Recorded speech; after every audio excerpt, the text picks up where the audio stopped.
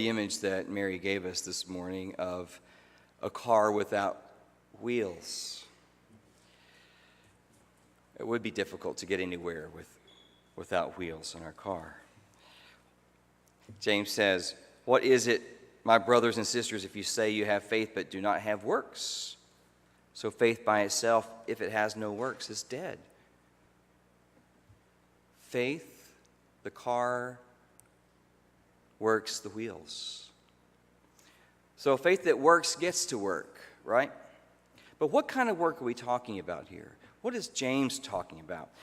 We have to back up a few verses to the verses we talked about on Wednesday night for some of us to understand that James is talking about an issue of favoritism, of showing partiality. I heard this passage many times, but only recently did I hear that James is probably writing to people like you and me, people in the middle, people of what we would call middle class. In fact, Trace Hawthorne, who's president of the Fund for Theological Education, says these people are somewhere between rich and poor. They're not the rich, because the rich are those whose attention they're trying to get. And they're not the poor, because they're the ones that are being ignored. So they're somewhere in the middle. They don't have all the rings of gold on their fingers, but they're not destitute and desperate either. They sound like us. They're in between people who are gathering in worship, in court, or anywhere, anytime. These were gatherers, Christians, who were showing special attention to the wealthy members, the wealthy people in the community. But James doesn't tell us why exactly. We can guess. Maybe they were in the middle of a big building program. Maybe they were dealing with a budget crunch. Maybe they were hoping to do some business, and they were catering to the wealthier folks. In fact, I learned a lesson many years ago at a church in my college days. I saw a woman there every Sunday. She was one of the most faithful people in that church. She shook hands with everybody, always had a great smile on her face, and I thought, wow, what a model of an extroverted Christian she is. And I went and told someone, I think she is so welcoming and wonderful. And the gentleman shot me down by saying, you know, she owns the local furniture store and she's here to make business contacts. Maybe that's it. Maybe they're catering to the folks to make business contacts. Maybe they're trying to improve their social status. We are known by the company we keep, right? By the LinkedIn connections we have and social media friends, the parties we're invited to, people we hang out with. Maybe they've been caught schmoozing with people to become popular. Or maybe it's this. Maybe they recognize that there's a need in the church that only those who have means are able to provide for. They're the ones able to get things done. One of my best friends in seminary became the fundraiser for our alma mater. Now, he used to call me just as friends, but then he would call me to raise funds. It was his job to do that. He said it was his job to get us small fish giving something and finding the big fish who could change the water in the pond. So it's not that different in churches that attending to the wealthy members among them, you find the ministers going to make sure they're okay. Everyone's comfortable. Things are going well for them in the church, keeping them happy, making sure they keep their pledge.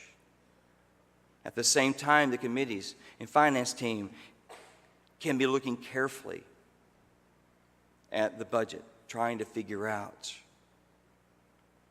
where in the budget the cuts will come from. And in all likelihood, they'll choose the lights and the air over outreach. It happens in every congregation at some time. So these are real choices. They're ancient choices too. I think as old as these early congregations we read about here in James. James's sermon is clearly that God shows preference for the poor, and we're fine with that if we are the poor. A young female student at Drake University writes that one day in class, a professor gave the students a survey that they were glad to take. It was about their professors, how well they liked or did not like their professors. They were glad to take that survey because they were paying $40,000 a year in tuition. They had some beef with the school. Male student in the group mentioned he didn't like how the professor showed favoritism to the female students. Well, this woman who tells the story said, I told him I had no problem with that. Of course. They all laughed and went on. The next week, a friend of hers said she hated her professor because her professor was always showing favoritism to the male students. And this same young woman who said she was okay with professors showing favoritism to women said, this is an outrage. This should not be. She was angry. Why was she mad? Because we don't mind favoritism as long as it benefits us or our group of people. Even though James says God prefers the poor, he doesn't condemn those who are wealthy in the passage. The rich had their problems, unending problems, but the poor had their problems as well. I read not long ago that the ideal salary is between $70,000 and $80,000. Some of you will say, I wish I made that. Others say, I'm glad I don't.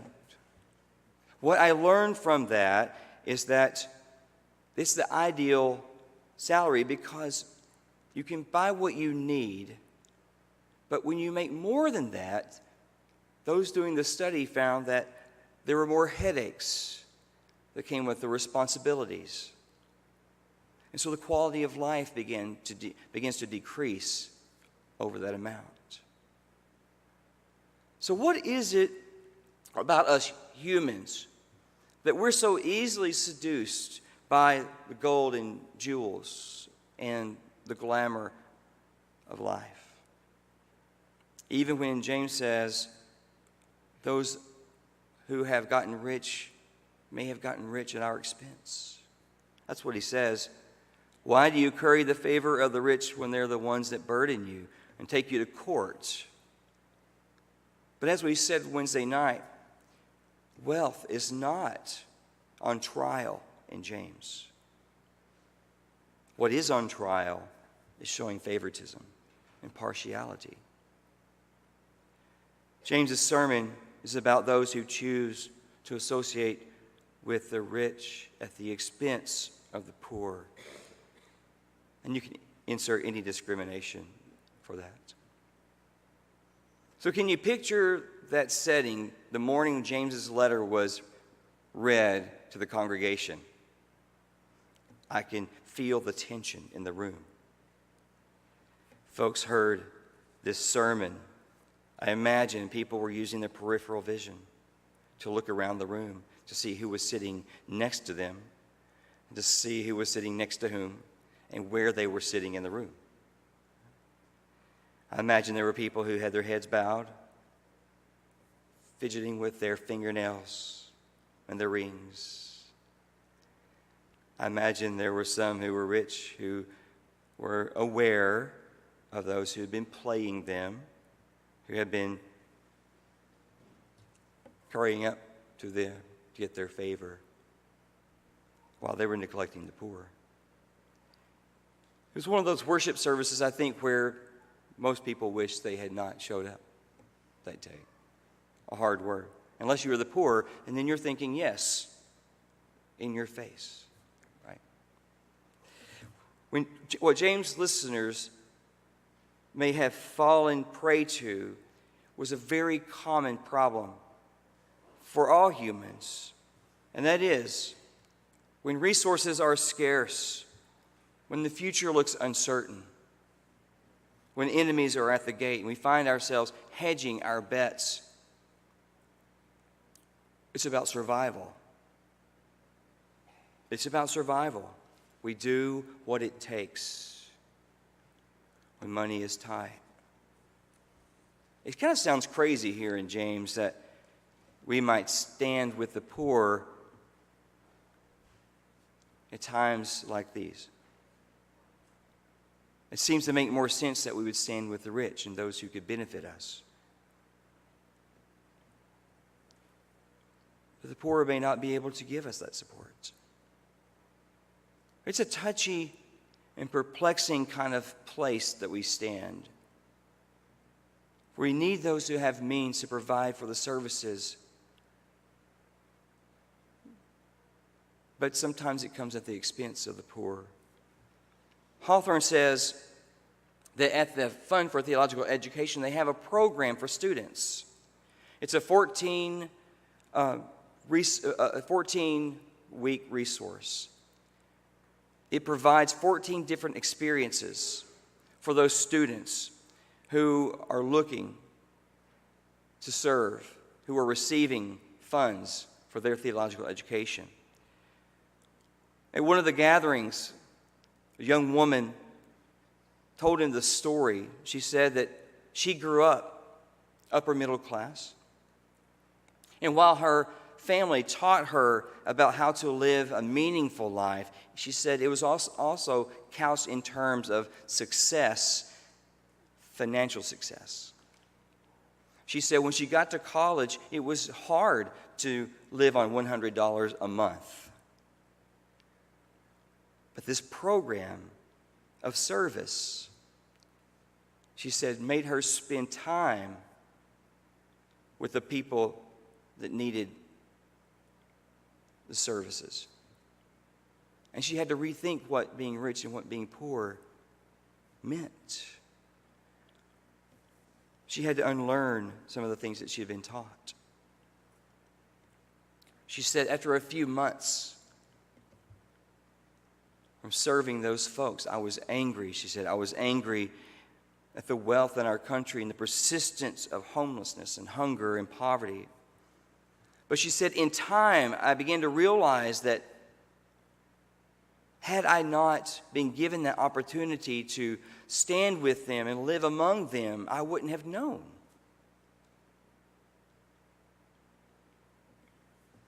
She realizes, she said, that she is in a unique position to stand between the rich and the poor, to stand between them, to move between them, a unique place to stand. She said, in fact, she felt like that was her call in life, that God had called her to introduce these folks to these folks. Isn't that what James is calling us to do? I don't think James is saying you should favor one over the other. Flip a coin, favor these folks, flip it again, favor those folks. I don't think he's merely criticizing the rich and empathizing with the poor.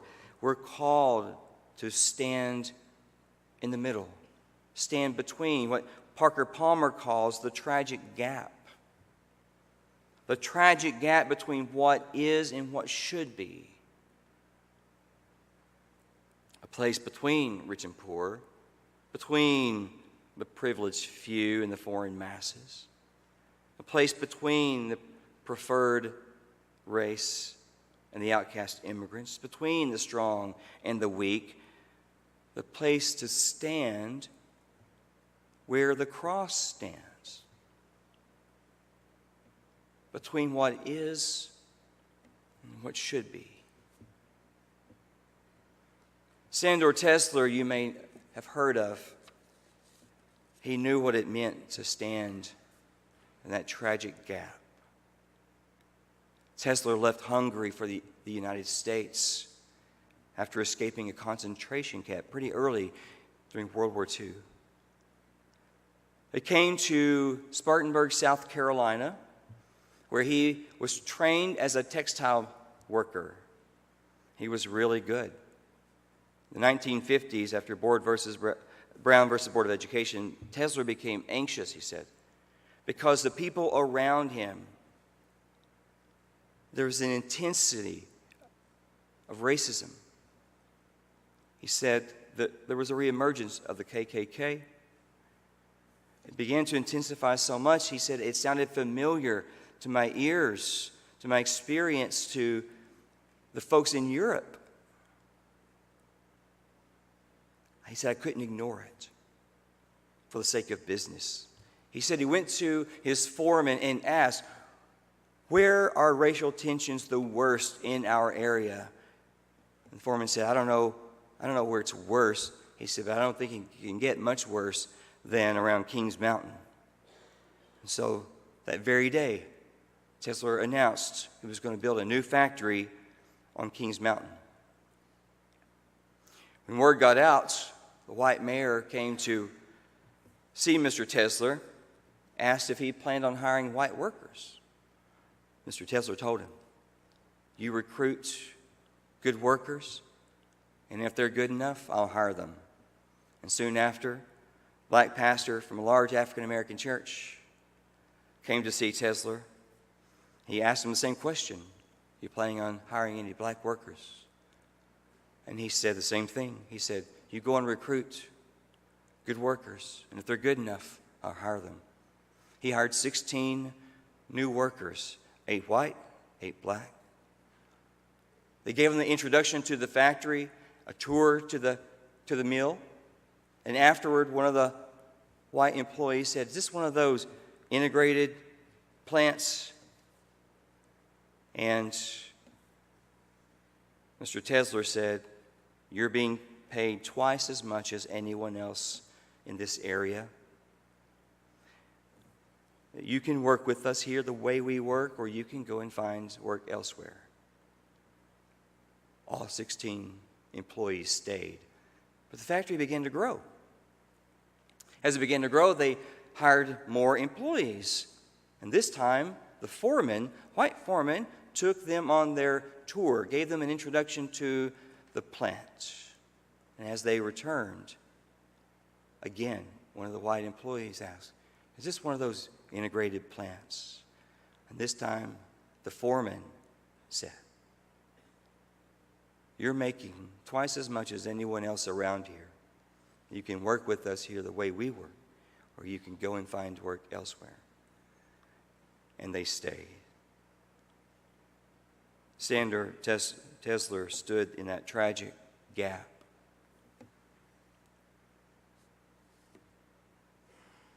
Between what is and what should be.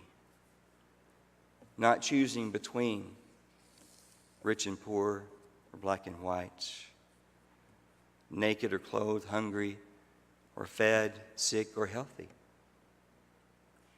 All those divisions, I think James is saying, all those divisions are false divisions because all are loved by God. He calls us to stand with the cross. There are many forms today of these divisions. We divide ourselves among parties too, between genders, and on and on. James says the source of these divisions come from our heart, that we carry private judgments against some folks. And that affects and impacts our behaviors, right?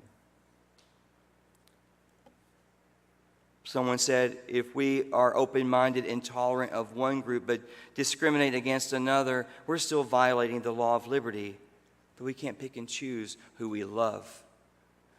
when we have a God who loved the world and when we're called to love our neighbors? What is it, my brothers and sisters, if you say you have faith but do not have works? And faith without works is dead. Faith can never be exercised by proxy. You have to practice it. You have to put the wheels on the car. Howard Hendricks put it this way: there's no such thing as a correspondence course for swimming. You have to practice swimming to learn it, not just hearing about it. A faith that works gets to work. A story of a town whose citizens were all ducks. Every Sunday, the ducks would waddle out of their houses, waddle down Main Street into their church. They waddled into the sanctuary and they would squat down where their pews were. Duck choir waddles in, takes its place. Duck minister comes forward, opens the duck Bible. He reads to them, "Ducks, God has given you wings. With wings you can fly. With wings you can mount up and soar like eagles. No walls can confine you. No fences can hold you. You have wings. God has given you wings. You can fly like birds." And all those ducks said, "Amen." And they waddled out all the way home. So there's no more time for waddling. God has given us wings. God has given us wings like mind and body, hands, resources. Time to fly. Time to put our faith to work, to grow our faith that works. Will you join me now in the collective response that's in your order of worship?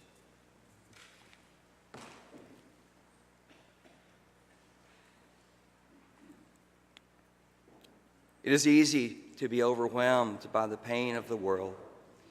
We want to turn off the news and tune out the stories of human suffering. But God calls us to pay attention to those around us, to do more than simply give to worthy causes, to do more than pray the situation into God's hands.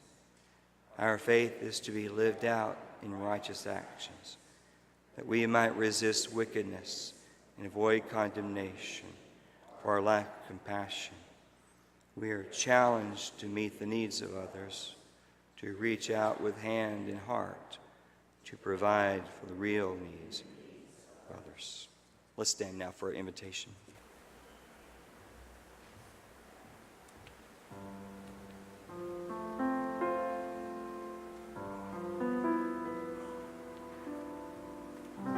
Rescue the perishing, care for the dying, snatch them in pity from sin and the grave. Weep o'er the erring one, lift up the fallen, tell them of Jesus, the mighty to save. Rescue the perishing, care for the dying. Jesus is merciful, Jesus will save. Though they are smiting him, still he is waiting, waiting the penitent child to receive. Plead with them earnestly, plead with them gently. He will forgive if they only believe. Rescue the perishing, care for the dying. Jesus is merciful, Jesus will save. Jesus is merciful,